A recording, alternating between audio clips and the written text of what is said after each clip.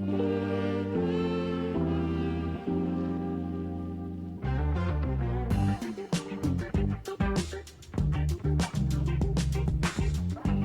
just nice to hear this music again, isn't it? We're back, baby. I never thought I would miss this music, but It's a good tune. It is what the kids would call a bop, and we have an eye roll from at least one audience member. 20 seconds into our comeback show. If you had the under, you win.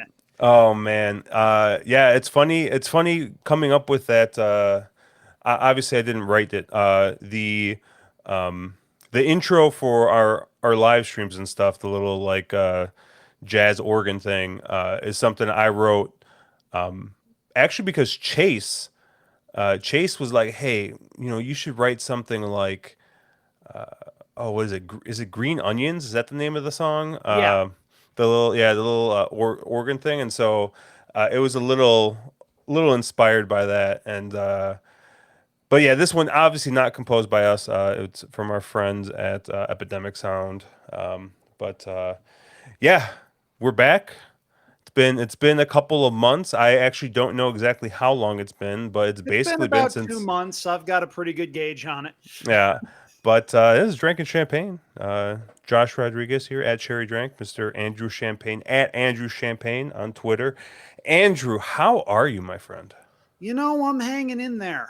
The last couple of months have been a whirlwind for a lot of different reasons. And before we go much further, I do want to at least say something that I've said already, which is to those of you that checked in while I was on a little bit of a break from most of the places where I've been prominent. Thank you. I truly appreciate that. Truly grateful to everybody that reached out, just even asking if I was okay. Obviously, I'm doing all right. Just couple of things happened that necessitated me taking a little bit of a break from doing a lot of the things that you might expect me to do. So, starting to get back into the swing of things. We're into mid-September. Josh, we're 6 weeks away from the Breeders' Cup, 6, maybe 7. Yeah. Yeah, there's a lot that's been going on. Obviously, a lot of news from this place right back here, Saratoga Racecourse, talking about potentially hosting the Belmont in 2024 and 2025, and maybe beyond that. We don't know.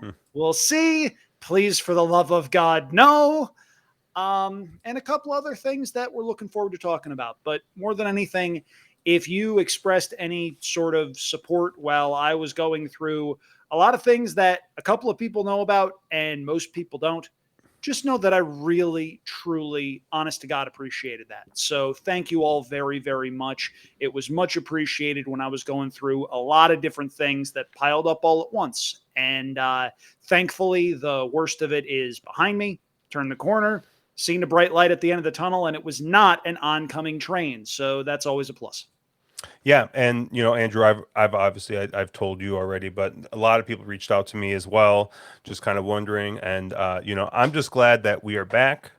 We're ready to talk about this, and I feel like it's only fitting, Andrew, that you had a whirlwind of a 8 hours or so in Vegas this past weekend, which is Thereabouts. probably like our, obviously the main part of the show. I feel like our show's kind of got three main things, right? Obviously, horse racing, number one, right? We talk about horse racing. I think number two, we do get into the sports betting stuff a little bit because you and I are both pretty casual sports bettors there. And then I think number three is Vegas. I don't know, maybe sometimes Vegas comes number two. But yeah, you had a fun little short little trip here. So talk to me. I know you were what trying to get a Southwest promotion or something knocked out or something this weekend. So this is one of those times where everything lines up perfectly as far as an airline promotion is concerned. The fourth thing that we talk about a lot is how horrible air travel usually is now. Oh my God, it's So awful. Go bad, for it. bad stuff. But here's what went down. So I'll start this off in mid-August because my company ran a free poker tournament with prizes for the top three and a couple of bounties. I wound up finishing second, and I wound up pocketing a $150 gift card. It was a Visa gift card. Thank you. Thank you. Thank you very much. Missed that applause very much. Um, and it was a Visa gift card that I had no idea what I was going to spend it on. The next week, Southwest Airlines announces a promotion. If you buy a round trip ticket anywhere in the month of September over the next 3 days between then and the end of August, you fly there and back in September, you get companion pass for the first 2.5 months of 2024. My long suffering fiance, Alicia, and I go to Hawaii every February. So all of a sudden, what I did was I converted this Visa gift card that I spent no money to get, just 2 hours in this poker tournament, into a Southwest gift card, used that, wound up spending $30 or $40 in total to go to Vegas for 8 hours, come back, and now we're saving somewhere between $1,100 and $1,200 on our Hawaii trip in February, off of what was basically a free roll. So, oh darn, I needed to go to Vegas for 8 hours. Yeah, thank you. I was proud of that. It's one of those things where the stars don't usually align that well for anything air travel related, but flew into Las Vegas, landed about 8 o'clock in the morning, took a flight back out that left around 6 p.m. So I left the airport at 8. I was back a little after 4 just to check in for my flight, grab some dinner, do all of that stuff. My base of operations for those 8 hours was mostly Treasure Island. I had designs on potentially doing the, okay, I'm here for 8 hours. Let's go to as many different places as we possibly can sort of thing. Then I got to Treasure Island and I was like, I think I'm good, because I got there at about 8:30. They were still spreading $10 blackjack. Yes, it was in the morning, but it was on a Saturday morning. And the blackjack at Treasure Island, with the exception of a single deck table, pays 3-2 for a blackjack, which you're not going to find. Thank you. You're not going to find it anywhere else on the strip at this point. So I had a good blackjack session that wound up funding an absolutely terrible beat in college football. I had Georgia Southern plus 20.5 against Wisconsin. Georgia Southern's quarterback turned the ball over 6 times, and Wisconsin won by 21 points. I missed the cover by the half point. I had to find the button. It's okay. We've been off 2 months. We're a little bit rusty, but that's exactly how I felt. Now, the trip ended on a really good note for a couple of reasons. I met up with a buddy of mine that actually used to report to me at Katina. We now work for separate arms of the company. We met up, had a drink in the quasi sportsbook / bar that Treasure Island now runs. And that was very nice, because when you work remotely, you don't get to see a lot of people very often. So that worked out okay. Also, before I left, I made one of my bigger sports bets of my life on a game that took place on Sunday. Josh, are you familiar with a quarterback for the New York Football Jets by the name of Zach Wilson? I am. He's not very good. He's not. No, he is not. And they were playing this football team with stars on their helmets, the Dallas Cowboys. Have you heard of these gentlemen? I have. You would agree that they're quite good. They are very good. I didn't catch much of the game. So I had a volleyball tournament on Sunday, and so I didn't catch much football on Sunday. But I saw that thrashing that they put on the New York Football Giants, and they looked quite good, especially for week 1.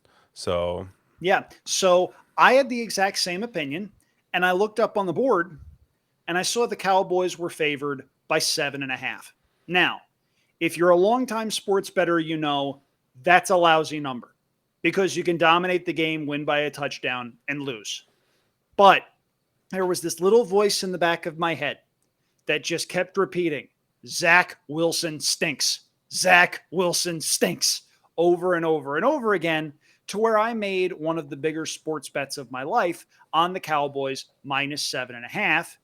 And that never looked like a loser at all. Final score, Dallas 30, New York Jets 10. So it wound up being a profitable trip for me. I also made a couple of bucks on a teaser that I played where you're able to buy 6 or 7 points. And I wound up with 2 wins and a push on a 3-teamer. The last one was the Browns getting 4, They lost by 4, so that wound up being a push.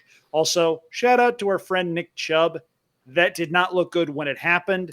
And if you haven't seen it, don't. Just don't. That's the best piece of advice I can possibly give you. Having said that, profitable trip, and that wound up saving us $1,100, $1,200 on our trip to Hawaii in February that we're looking to book at some point reasonably soon. So all told, a lot of really good things came out of that. Question: was there anybody in the sports book every time Zach Wilson kind of dropped back to pass, going, "Let him throw it"? So I can't attest to that, but I wouldn't be surprised. I was there 8 hours on a Saturday. Game was on a Sunday. But I got to tell you, that would have been pretty funny. For those of you that are not familiar with the Let Him Shoot It story, go to the On the Wrong Lead YouTube channel. While you're there, make sure you hit the subscribe button. I haven't forgotten that part of the spiel, but look for our March Madness show where I chronicled the exploits of Let Him Shoot It guy, which is one of the great stories that I have ever had from going to Las Vegas for the first couple of rounds of the NCAA men's basketball tournament. But seriously, though, fun trip. Shout out to Treasure Island for doing a lot of the right things. I mean, if you go to a lot of other on-strip casinos, you're looking at $25 blackjack that pays 6 to 5. If you listen closely, you can hear rumblings that those places, some of them, might be looking at going 11 to 10. Think about Stop that. it. We've gone from 3 to 2 to 6 to 5. And now some people, if you listen to the right rumors, are talking about 11 to 10. No, just no. Treasure Island remains a really cool place to gamble. You get reasonable limits. You get fun dealers that want everybody to have a good time. And you get a good mix of people too. Because Treasure Island is not one of the higher end places, but it's also not a pit. So you get people that know what they're doing, come here to have a good time. And you also get some people that stay across the street at either the Wynn or Venetian complexes who get priced out of gambling there because they don't want to play $50 blackjack. So they come over to Treasure Island. And so it makes for a really fun place, and it's one of my favorite places in town. Fortunately, it's been largely untouched by the corporate greed that has enveloped most of the rest of Las Vegas. With that in mind, there's a couple of other things that I do want to touch on. First of all, they have already started setting up for the Formula One race that is coming up 2 months from now. They've closed off the area around the Mirage Volcano, which also is not going to be long for the world once that rebrands to Hard Rock and they put up the godforsaken guitar instead. So that's unfortunate. I love the guitar. The other thing, I'm just going to pretend you didn't say that. The other thing that's jarring to me is, Josh, I sent you a picture and it was from the Flamingo Sportsbook, which is where I've spent a lot of time on NFL Sundays and during March Madness. It's not like the Flamingo Sportsbook wins awards, but it was a solid place to congregate with a lot of very comfortable chairs. So we've spent a lot of time there. Also, the bank of TVs on the side that was always showing horse races made that pretty easy too. I looked behind the counter where the big board of flashing lights and pretty colors and a whole bunch of odds used to be. It has been replaced by 12 very, very small monitors that display various different sets of odds. And unless you're right on top of the screens, you can't see them. Call them John Cena. You can't see them. Yes. Thank you. Appreciate that. Been sitting on that one for 2 months, folks. Anyway, I understand why they're doing that. Because nowadays, a lot of people get their gambling information from these things right here. Their cell phones. They're trying to get people to bet on their phones. And I understand why from a business standpoint. Because if somebody's betting on their phones and doing 3 or 4 other things that all cost money, they're a more valuable customer to the resort in question. I'm not questioning it from a business standpoint, but it really stinks to see that stuff happen on a pretty wide scale, because Flamingo was not alone in doing this, to where it makes it harder to enjoy games as a sports bettor the way that a lot of people had for many, many, many years coming into town from places where gambling was not legal to put your bets down, sit down in a chair for as long as you hold it, and enjoy the games that are in front of you and enjoy sensory overload. There are still places in Las Vegas where you can do that. It's becoming harder and harder to do that at places that the average person actually wants to be. And I think that's a real shame. Yeah, I've seen some pictures of the Formula One setup so far. Most notably, all the trees in front of the Bellagio.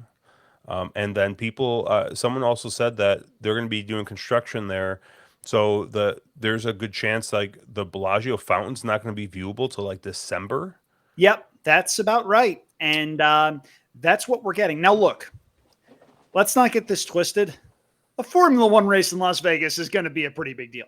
That's Yeah. going to be pretty cool.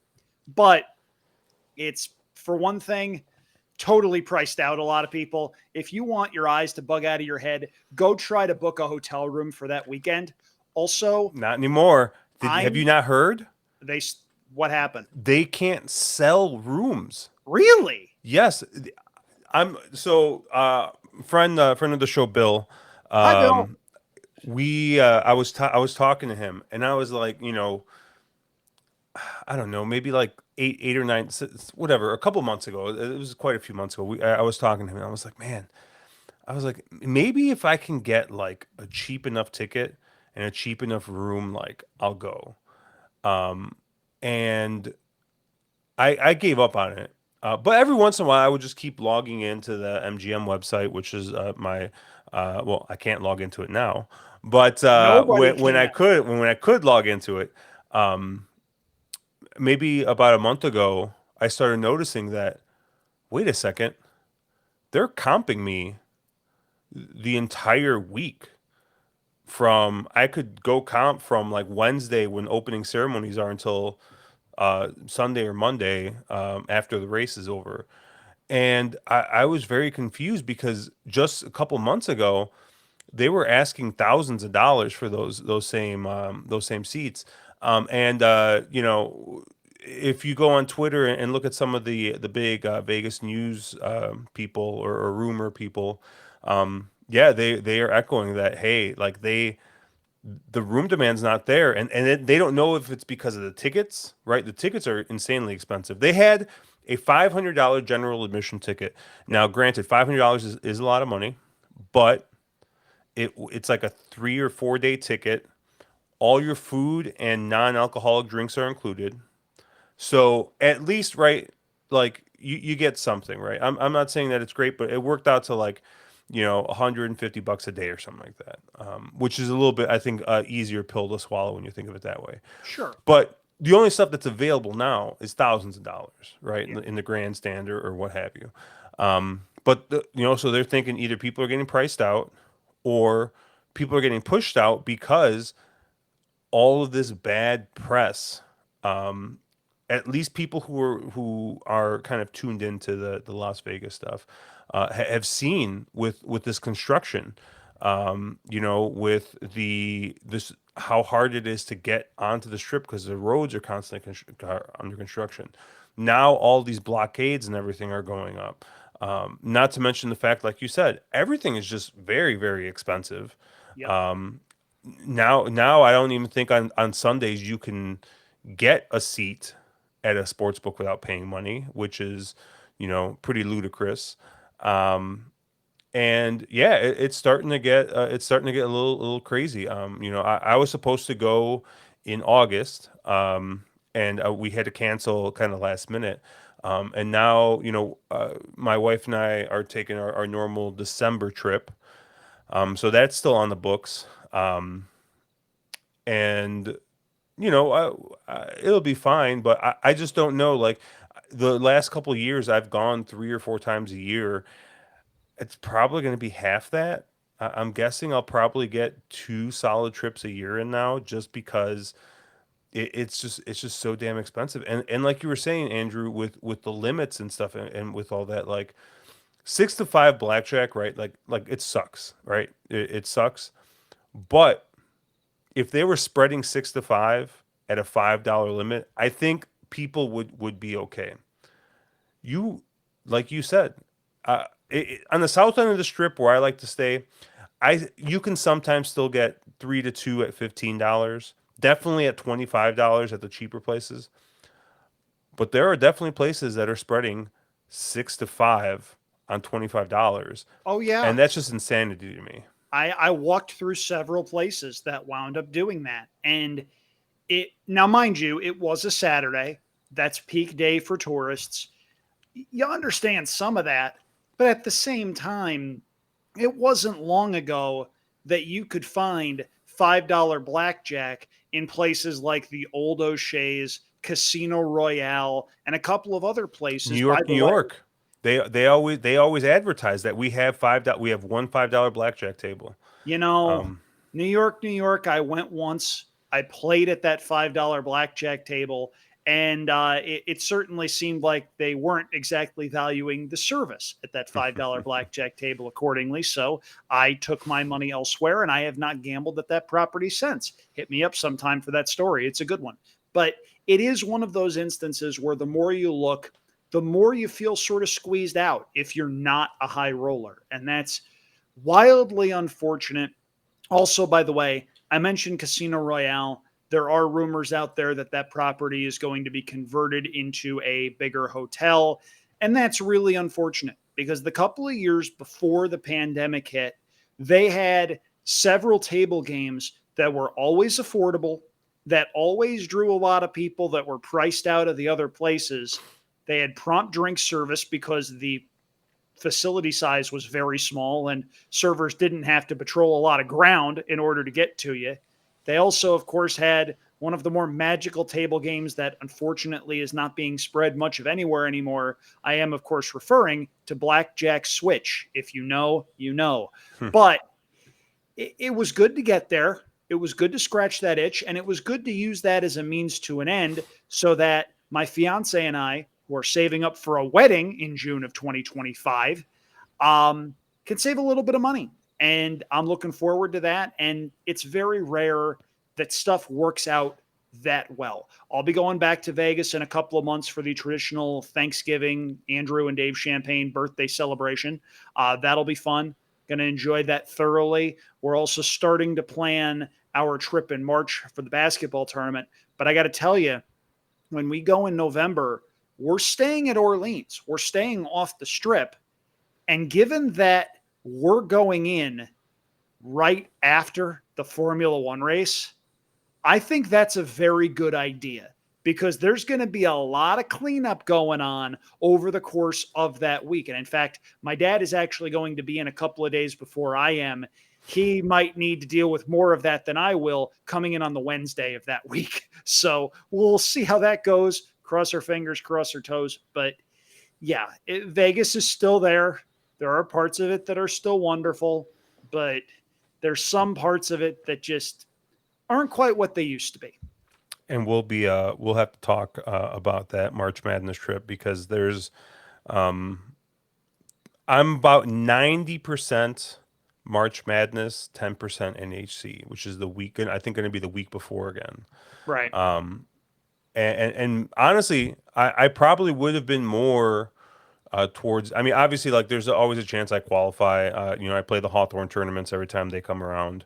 But the people who used to qualify in the regular and used to play on the regular are pretty jaded with horse racing right now. So Shocker.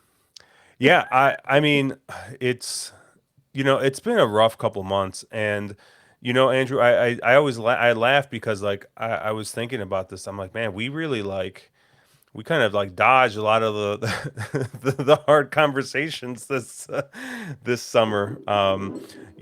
But I will say, and like I was talking with our friend Ryan Dickey at Hawthorne one day, and just talking with some friends when we went to Kentucky Downs a couple weekends ago. I mean, that's really what keeps me in it. I think the gambling part has gone pretty sour for me the last couple months. And so I'm kind of doing a reset a little bit on that.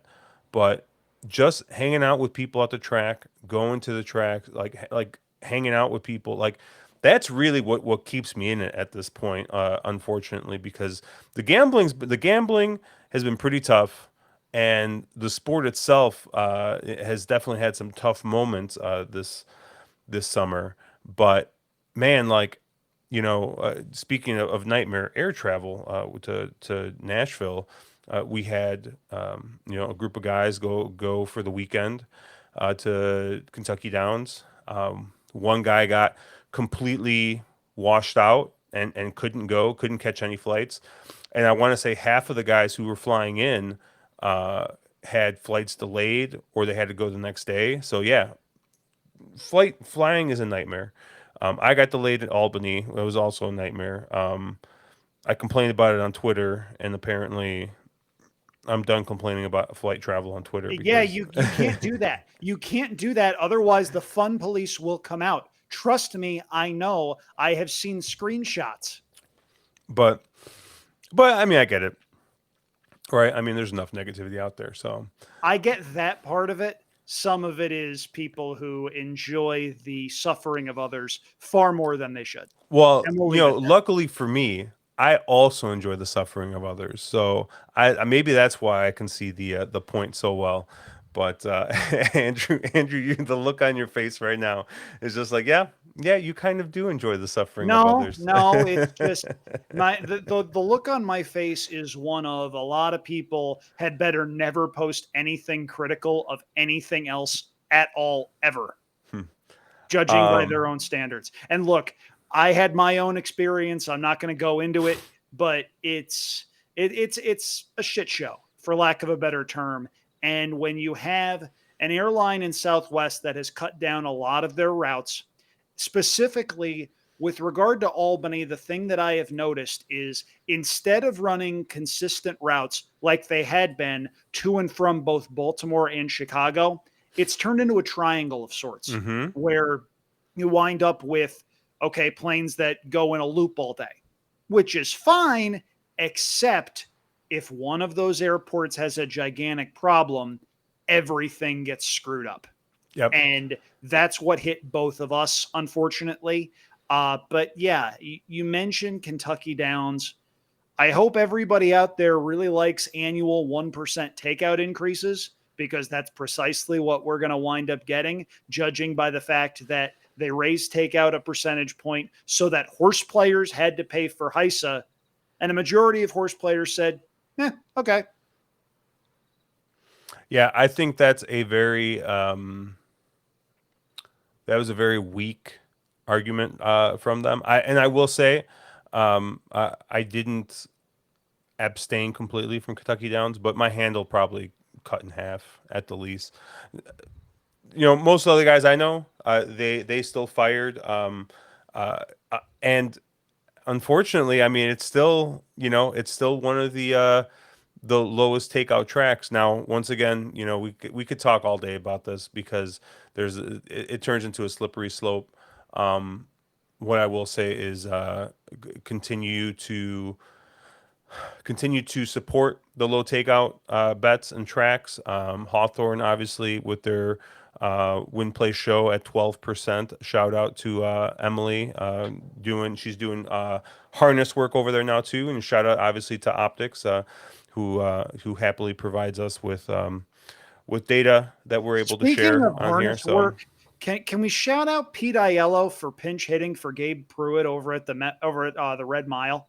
That is I not didn't see that. that is not an easy thing that Pete Aiello is doing. He That's is awesome. filling in for Gabe in the booth. I believe Gabe is preoccupied with this little thing called the launch of online sports betting in Kentucky. Yeah. So yeah, Pete was able to come in. He did a couple of days, and look, Pete's great at absolutely everything he does, and I will tell him that even if he doesn't want to hear it. He is one of the best, not just announcers, but people in this entire game, or for that matter, that I've ever come to know. So I was really happy to see him latch on there. And also, by the way, if you're unfamiliar with Pete and Gabe going back and forth at one another like Statler and Waldorf on The Muppet Show, it is high comedy if you see that on Twitter. They are going to be incredibly fun in an old folks' home in about 40 years. Yeah. So Andrew, we'll talk about March Madness. I'm pretty set on it. More than likely, it'll be solo for me. I don't think my wife is going to want to go. Can we get Mark Capitan out? Probably not. Maybe. I don't know. Maybe we can. I don't know. He's sort of lame. We just needed to make sure he caught a stray at some point. On the show. I mean, yeah. We'll see. Hi, Mark. Love you, buddy. But yeah, I looked. I want to say like a month ago, and it looked like I had some comp rooms at some of the places I'd like to stay. Usually like Luxor or Mandalay is where they're going to be comping a lot of people. Yeah, I have no idea. I mean, that whole story. If you guys don't know, look up some of this MGM hack stuff. It is nuts. It is absolutely Caesar's nuts. hacks too. I mean, yeah. It one of those reasons why I was very happy. I just stayed at Treasure Island most of the day because they're not affiliated with either of them. Yep. So yeah, that was just absolutely insane. But yeah, Andrew, I kind of did want to, touch base a little bit before the racing starts. This weekend's going to be interesting with the Pennsylvania Derby. The field to me is not it's not the best running of the Pennsylvania Derby I think we've ever seen. But I think there's something like 10 or 11 stakes races at Parks. Speaking of low takeout, not going to find it at Parks. Nope. Look at your rate sheet. Look at if you get a rebate. Look at your. It's on the Pennsylvania site somewhere. They have like 2 low takeout bets. I want to say the win place show's not terrible, and I want to say it's either like the double might not be terrible either. But other than that, like it's really gross. I don't know, but I think that's what we're gonna take a look at on Thursday for our stream. We'll be getting back on the horse there on Thursday. Get back on the horse. I see what you did there. Ha ha ha ha ha ha ha ha ha. I'll boo myself. Hey, thank you. I appreciate that. If you're gonna hit that boo button for me every time I bust out a dad joke, we're gonna need to be consistent with that. There we go. But yeah, like I think we'll have some more interesting stuff to start talking about as we get closer to Breeders' Cup. Yeah, I mean, 6 weeks away, it's going to be interesting to see. It's going to be a very weird Breeders' Cup this year. I just kind of feel like we don't have. I don't know. I think there's a lot more unknowns going into this Breeders' Cup than there have been in the past. I don't, we don't really have that. We don't really have very many dominant horses in any of these divisions, and it's going to be. I think it's going to be very wide open this year. What do you think? It's certainly going to be the worst rendition of the Breeders' Cup Classic on dirt, at least that I can remember. Seriously, Arcangelo's going to be favored. Cool story. Nice horse. You have White Abario, who won the Whitney. Cooler story. Nicer horse. I'm sorry. Am I co-hosting this with Rennie? There's nothing there. There's just not. We all wanted Cody's Wish to be able to go 2 turns. Didn't happen. And much like Jets fans who are trying to make Zach Wilson a thing, there were some people that still wanted to try to make Cody's Wish a thing go in 2 turns. He'll go in the dirt mile. He'll be 1-5. He'll win. Everyone will be really happy. We'll get Cody and the family in the winner's circle. It'll still be pretty cool. He'll get that moment.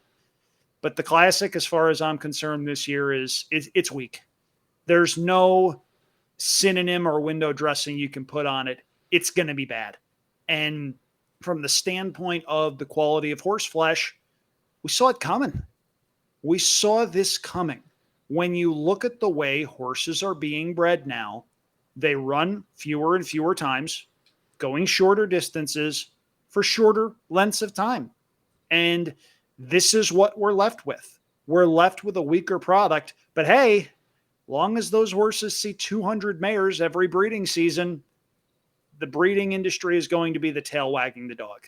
And that's what we're dealing with right now. There is still some time. We've got 6 weeks. We've got the meet at Keeneland that's going to be coming up. We've got some prep races coming up all over the country that we can hope are going to produce some really good stories. Beholder's Daughter can run.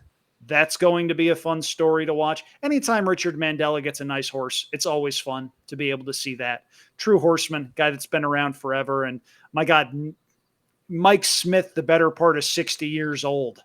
You keep thinking, oh, that's going to be the last good horse. That's going to be the last good horse. And he shows up with the horse that if the Breeders' Cup Juvenile Fillies was being run tomorrow would be maybe not 3 to 5, but certainly no bigger than 9 to 5. So there's still some stuff that we can watch, that we can hope for, that we can hopefully get some clarity on. And all else fails, find the Euro nobody's betting, and hopefully that one winds up coming in. That'll always work. But you look at Santa Anita this year hosting the Breeders' Cup, and they're going to put on a good show because they always put on a good show. But the lineup of races being reconfigured to where the Classic isn't the last race of the day, that's going to be weird. There's a couple other weird things that have been going on in horse racing this year for sure. Just look at the Saratoga meet this past year. It's just tough to have a lot of enthusiasm about the product right now. And the more I say this, the more people look at me like I have 10 heads. Horse players by nature are some of the most optimistic people I know, because even though the game keeps kicking them in the nether regions for various reasons in various ways, they keep coming back. I'm scared. I am frightened over the future of this game for a lot of different reasons, not the least of which is Saratoga, which is supposed to be the premier boutique meet of the summer. And it's supposed to be the place that highlights the best of what racing had to offer. With a couple of scattered exceptions, Josh, it didn't feel that way. And when the feel is off to that point, to where it seems like if anything can go wrong, it's going to. And of course, would be remiss not to mention two of the worst breakdowns you're ever going to see with Maple Leaf Mel and New York Thunder. That's supposed to be the best of the best. This year it wasn't. And if Saratoga can't live up to that standard, we can justifiably question pretty much everybody. Yeah. It was definitely a rough summer, and yeah, I don't know. It yeah, I think you kind of you put it succinctly, and it just things just feel off, and you know I'm hopeful that things will kind of start to, you know, excitement will start to build up a little bit as we get closer to Breeders' Cup. Um, you know, this weekend, I'm lucky enough. I have friends that live in Louisville, so I will be going to Downs After Dark on Saturday. Nice. So I'll be driving down Saturday morning, hanging out with them, and we're going to be heading over to the track. So and like I said, I mean that's what's been keeping me in it. You know, the last couple of months, I've been running on fumes, but these trips to Saratoga, to Kentucky Downs, now to Churchill Downs. You know, heck, even our trips to Hawthorne, you know, we went on Labor Day with good friend Nance and Ryan Dickey, hung out with Emily, and you know, we fired at Hawthorne all day. You know, like that's you know that's really that's what keeps me coming back, because I think frankly right now if I were to be if I wasn't doing this, if I didn't have friends who did this, who went to the track, I'd probably focus more on sports betting than I am. And I was even talking to Ryan Dickey about it. I was like, I'm starting to investigate sports betting. I'm not saying that like, I'm going to be a sports bettor, but now I'm starting to read up more on it and try to become a smarter bettor from there because it's, yeah, I don't know, like if one or two more bad events happen this year, this might, it might sour me completely. I don't know, but And that's the thing. We're talking about this as two very passionate people who want horse racing to succeed, contrary to what some people on horse racing Twitter think about me and my intentions. You take a look at what's been going on, and Greg Wolf made a statement on closing day as part of the NYRA broadcast. By the way, shout out to the people that work on that broadcast, both in front of the camera and behind the camera. There were many times where they had to make the best out of some really bad situations. I've been there. I was a TV person for a while. That is not easy to do. But Greg Wolf mentioned how there were high points in the meet, talking about Arcangelo winning the Travers, and talking about how there were low points like New York Thunder going down in the Allen Jerkins. Flip those. If Arcangelo goes down in the Travers, a very bad meet turns into an all-time, oh my God, how the hell is this happening meet. And that was already there to a point because after New York Thunder went down, there were people on Twitter who said, cancel the rest of the meet. Cancel the rest of the meet, whatever. That was never going to happen, I think, because you'd have a very tough time selling the businesses of Saratoga Springs on losing a week of foot traffic. That was just going to be too tough a sell.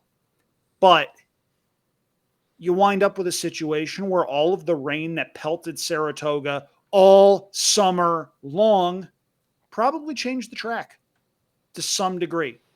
And there's only so much you can do when that happens. Side note, by the way, Josh mentioned he went to Saratoga. That was the same weekend I went. It was 4-Star Dave weekend. And on the Sunday morning, we all congregated and we're talking shop in the backyard, along with our friend Andrew, Road Warrior on Twitter. Love you, buddy. Really appreciated meeting you and getting a chance to talk shop there.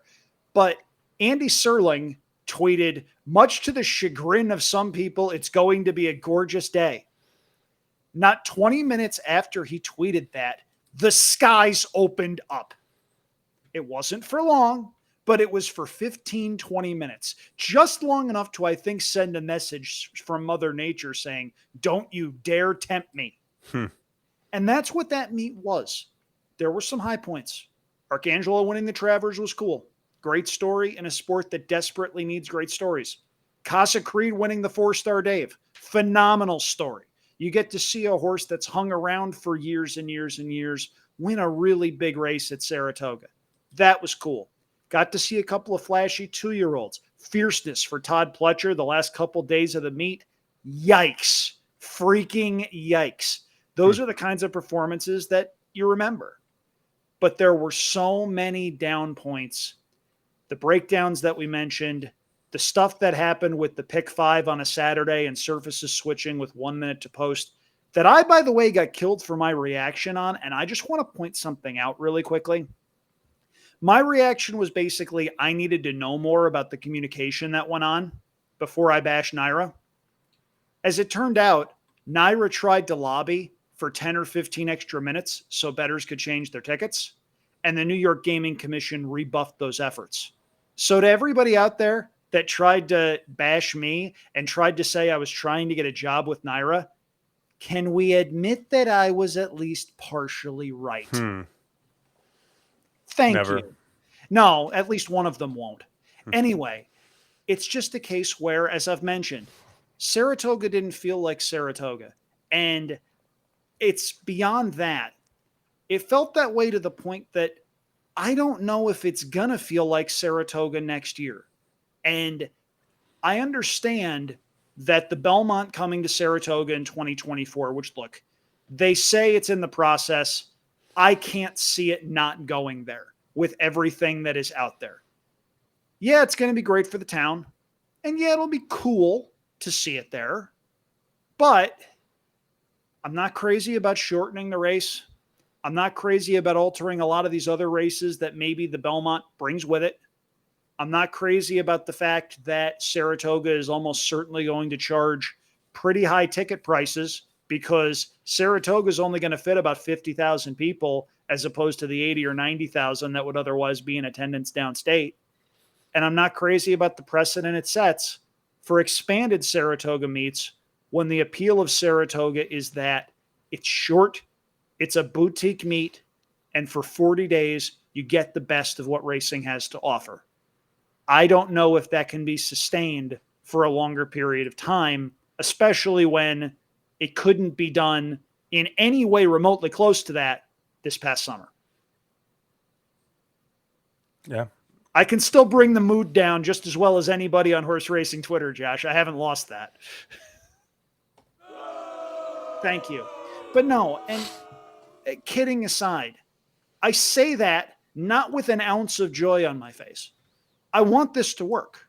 I want Saratoga to be Saratoga. I want Santa Anita to be Santa Anita. I want Churchill to be Churchill. I want Keeneland to be Keeneland. I want Gulfstream Over the Winter to feel like Gulfstream Over the Winter minus all of the unnecessary post drags. I want this sport to thrive. But are we putting ourselves in the best position to do that? We're not. There's no way anybody can claim that and not look like an idiot.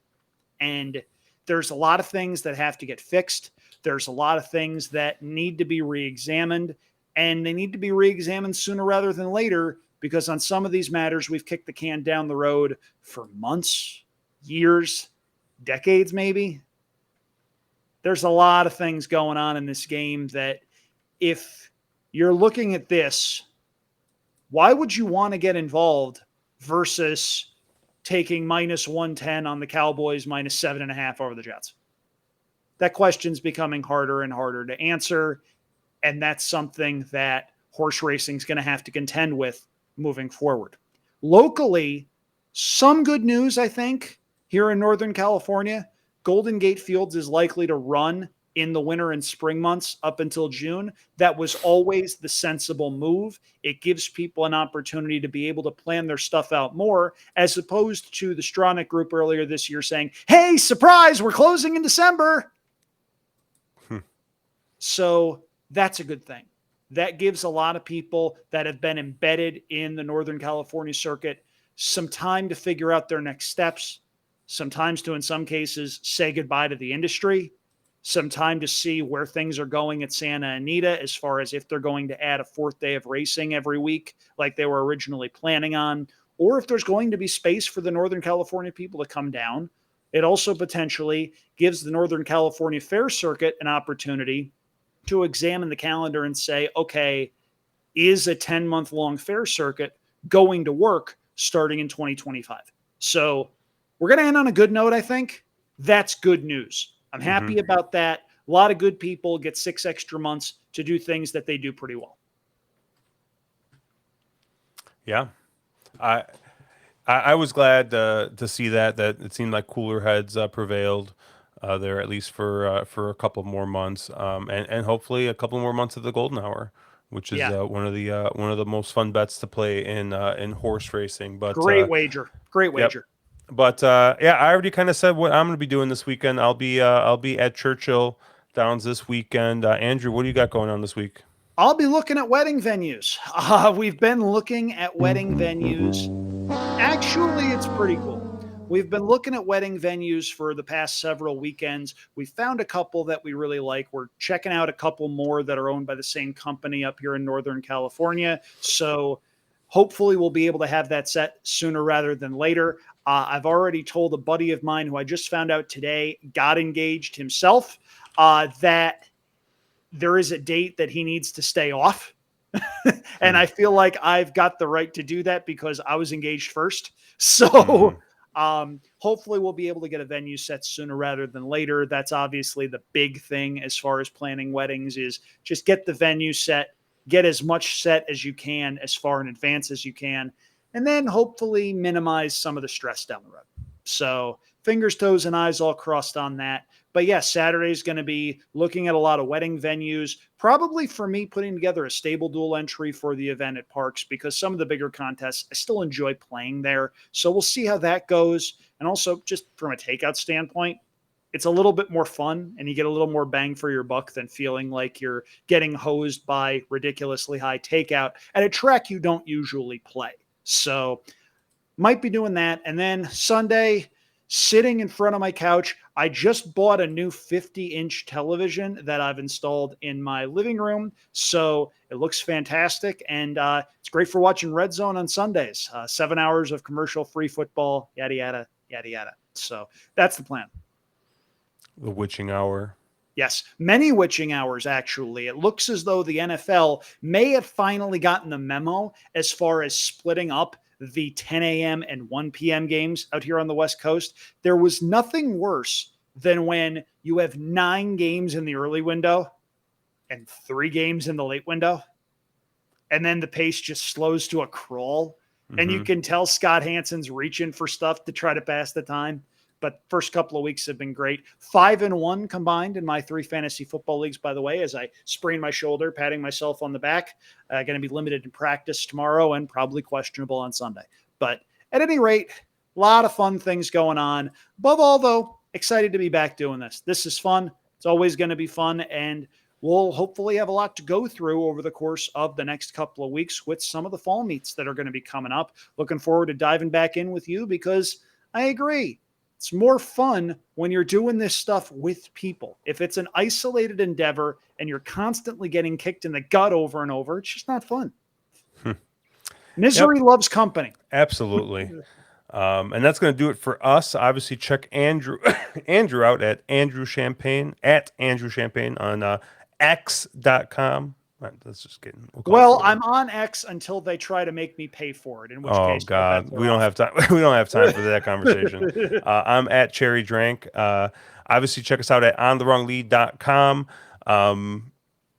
Yeah, make sure you like, subscribe, do all the stuff there, all the buttons. Yeah, check out our friends at AM Wager, our friends at Optics EQ, and we'll catch you guys later.